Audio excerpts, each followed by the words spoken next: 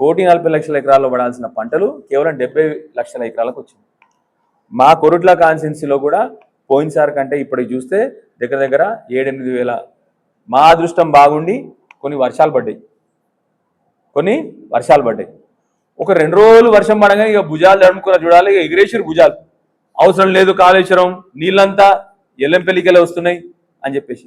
ఎన్ని నీళ్ళు ఎత్తిర్రు ఎల్లంపల్లికి తెలుసా అని? మొత్తం 15 టీఎంసీల నీళ్ళు ఎత్తిర్రు. 15 టీఎంసీల నీళ్ళు అంటే ఇక్కడ సరిపోతాయి అవి? 15 టీఎంసీల నీళ్ళు ఇవాళ దినం మీకు చిన్న చూపెడతా, మీరు మీ అందరికి ఉన్నదో లేదో కానీ ఇది ఇది ఇది ఇది పబ్లిక్. ఇగో ఇరిగేషన్ డిపార్ట్మెంట్, ఇది irrigation department, Telangana irrigation department. ఇవాళ కూడా ఇవాళ ఇది లైవ్ ఉంటుంది. ఇది ఎప్పుడు మీకు చూపెడతాం. మీకు ఒకటి మన ఎస్ఆర్ఎస్పి దగ్గర మీరు చూడండి, శ్రీరామ్ సార్ ప్రాజెక్ట్ దగ్గర ఇన్ఫ్లో 1000 క్యూసెక్ల నీళ్ళు వస్తాయి. ఎన్ని? 1000 అంటే ఆల్మోస్ట్ 1000 క్యూసెక్ల నీళ్ళు అంటే ఇది మన ఎస్ఆర్ఎస్పీలకు. శ్రీపాద ఎల్లంపల్లిలో 280. ఇగో ఇది లైవ్ ఉంది, ఇది నేను చెప్పేది మీకు. మళ్ళీ మీరు ఇగో 22 ఆగస్ట్ 4:15కు దిస్ ఇస్ లైవ్. ఇది తెలంగాణ ఇరిగేషన్ డిపార్ట్మెంట్, నాది కాదు. బీఆర్ఎస్ పార్టీ ఇరిగేషన్ డిపార్ట్మెంట్ కాదు, ఇది తెలంగాణ ఇరిగేషన్ డిపార్ట్మెంట్. శ్రీపాద ఎల్లంపల్లిలో 280 క్యూసెక్ల నీళ్లు అంటే మన చిన్న చెరువులు కూడా నిండాయి. ఓకే, అదే లక్ష్మీ బారాజ్ ఇప్పుడు కూడా ఎక్కడ నీళ్ళు లేవు కదా. ఇప్పుడు ఎస్ఆర్ఎస్పీలో చూస్తే మనం నీళ్ళు లేవు, శ్రీపాద ఎల్లంపల్లికి నీళ్ళు వస్తలేవు. ఎస్ఆర్ఎస్పీకి ఇంకా సగమే నిండింది. ఇప్పుడు కూడా చూడండి, లక్ష్మీ బారాజ్ దగ్గర మాత్రం 55,000 క్యూసెక్ అంటే 5 టీఎంసీలు నీళ్ళు పోతాను ఇప్పుడు కూడా.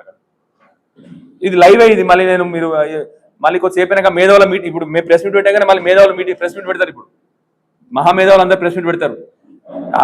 చెప్తా మీకు దాని గురించి కూడా. ఇప్పుడు కూడా దిస్ ఇస్ లైవ్ 4:15 నేను చెప్పేది. నేను పొద్దున్న కూడా చెప్తానండి మీకు. 4:15 నిమిషాలకు జరుగుతున్న లైవ్ ఇది. అంటే ఎక్కడ నీళ్ళు ఉన్నాయి? ఎక్కడ నీళ్ళు ఉన్నాయి? కేవలం ఇప్పుడు ఉదాహరణకి మొన్న మొత్తుకొంగ కొన్ని నీళ్ళు ఎత్తి మా ఫ్లడ్ ఫ్లో కెనాల్లో నీళ్ళు పోసారు. లాస్ట్ పంపులకి వెళ్ళి నీళ్ళు వస్తే ఎడిపోతాయి? ఎస్ఆర్ఎస్పి డ్యామ్లోకి పోతాయి నీళ్ళు. ఇప్పుడు నీళ్ళు ఉన్నాయి కదా ఇక్కడ. ఇప్పుడే చెప్పిన ఎన్ని టీఎంసీలు పోయినాయి? 480 టీఎంసీలు మొత్తం గత 2 నెలలు నీళ్ళు పోయినాయి. రోజు 2 టీఎంసీలు ఎత్తినా కూడా బట్టిగానే 120 టీఎంసీలు ఎస్ఆర్ఎస్పి నింపుకోవచ్చు, మల్లన సాగర్ నింపుకోవచ్చు, లోవర్ మానర్ నింపుకోవచ్చు. అన్ని ప్రాజెక్టులు నిండిపోతాయి. ఎస్ఆర్ఎస్పి నిండితే ఇవాళ నల్గొండ జిల్లాలో వర్షాలు లేవు, సూర్యాపేట గిన ఇక్కడికి వెళ్ళి నీళ్ళు పంపించాడు. ఇప్పుడు మీకు చూపెట్టినా మీకు మరి మేమేమంటున్నాం? కన్నెపల్లి నుంచి లిఫ్ట్ చేసి అన్నారం సుందిల నువ్వే కదా ఇవాళ రిపోర్ట్ ఇచ్చింది.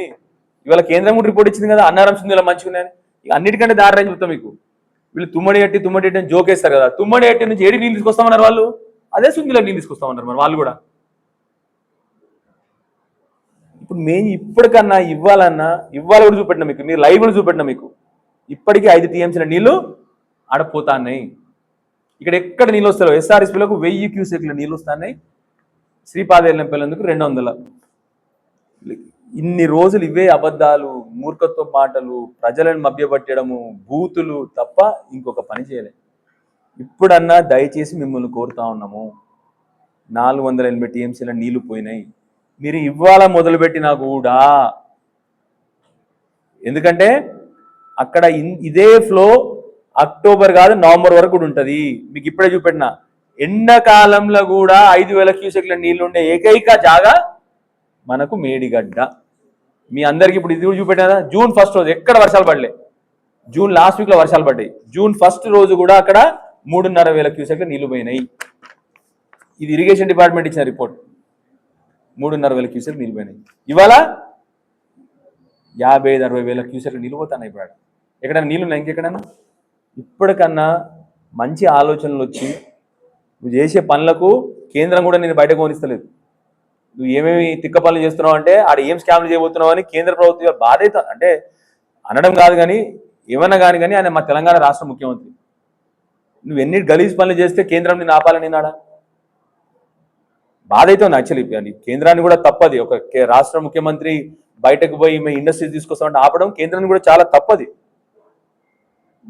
మన ప్రత్యర్థులం కావచ్చు, కానీ చివరికి మన తెలంగాణ ఇన్సల్ట్ ఇది, తెలంగాణకు ఇన్సల్ట్ ఇది. ఎందుకంటే ఒక రాష్ట్ర ముఖ్యమంత్రిని బయట దేశాలకు పోనీయకుండా ఆపినారంటే మరి ఈయన ఏం చేసినాడో అది వాళ్ళు బయట పెట్టాలి.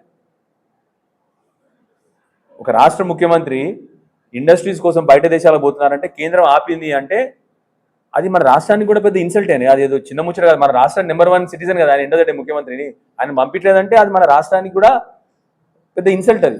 మరి ఏంది రీజన్ అని చెప్పి వాళ్ళు కేంద్రం వాళ్ళు రీజన్ చెప్పాలి తప్పకుండా. ఎట్టి పరిస్థితిలో కేంద్ర ప్రభుత్వం దీనికి ఎందుకు కారణం అని చెప్పాలి. సరే.